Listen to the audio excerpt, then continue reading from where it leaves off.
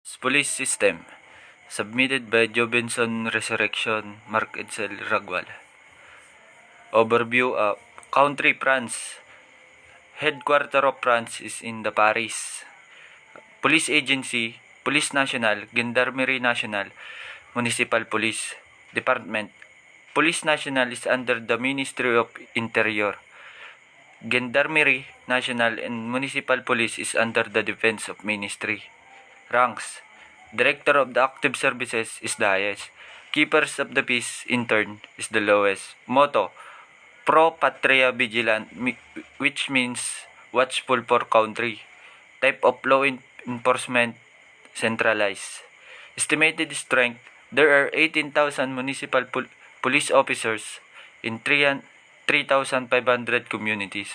The municipal police are one of the three components of French policing, alongside the National Police and National Gendarmerie, with about 145,000 police and 98,000 soldiers respectively.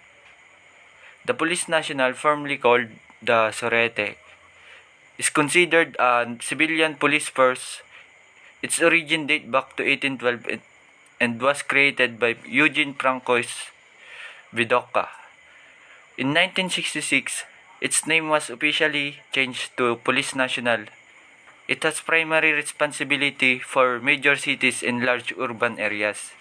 The Police National are under the control of the Ministry of the Interior and its strength roughly 150,000. Next slide.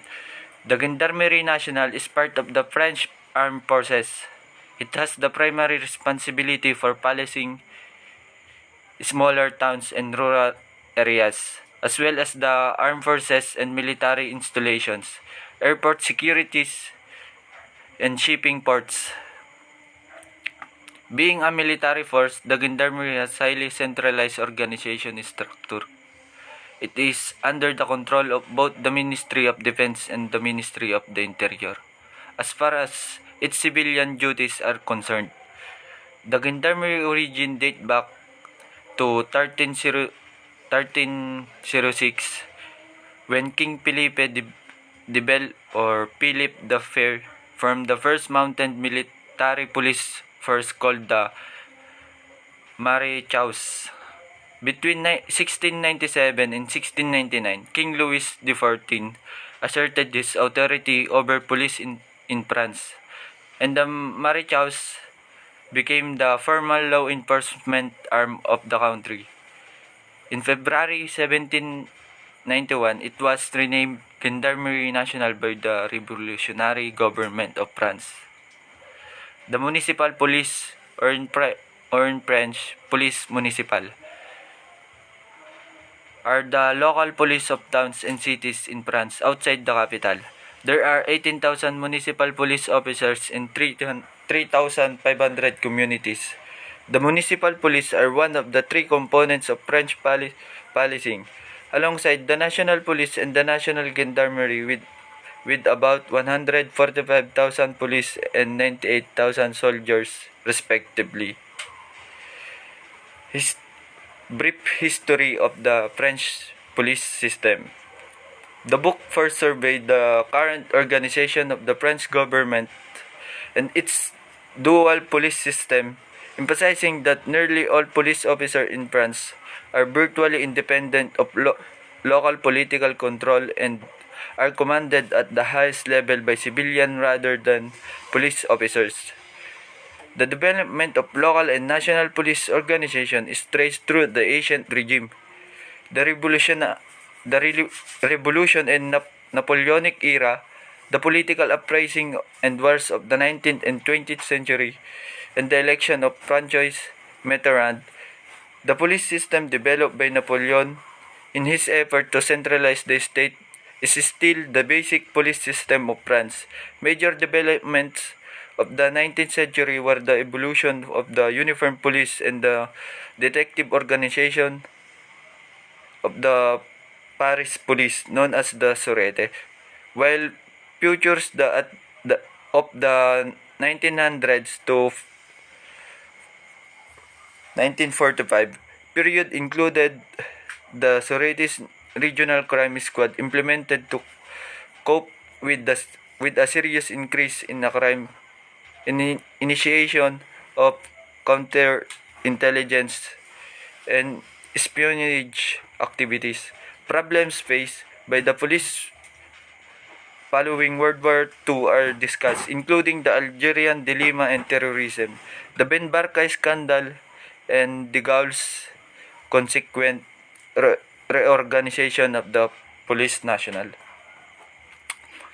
While the election of Mitterrand in 1981 brought no radical revision of the police system, some changes have occurred, such as accepting women for regular appointments to police agencies.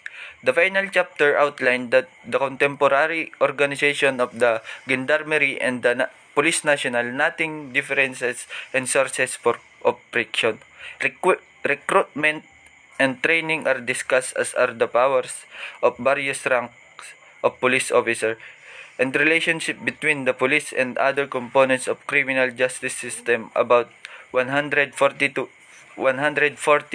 references and an index are supplied.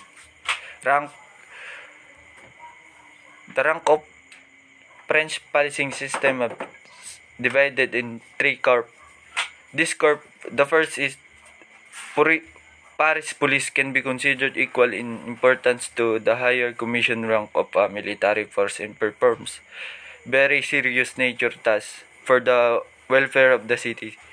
Within this corps, there are 5 different police officers that perform their own set of duties. The hierarchy is from the senior most officers to the junior most and is given as follows: Director of the Active Services, Inspector General, Controller General, Divisional Superintendent, and last Superintendent. The next corps, which falls under the previous corps, is known as the Command and Management Corps. This leg of the Paris Police Force correspond to the lower commissioned rank of military force and further consists of 5 levels at which different police officer works. The following is the hierarchy within the Command and Management Corps. First, Commandant, second, Captain, third, Lieutenant, fourth, Lieutenant Intern, and last, Lieutenant Student. And the third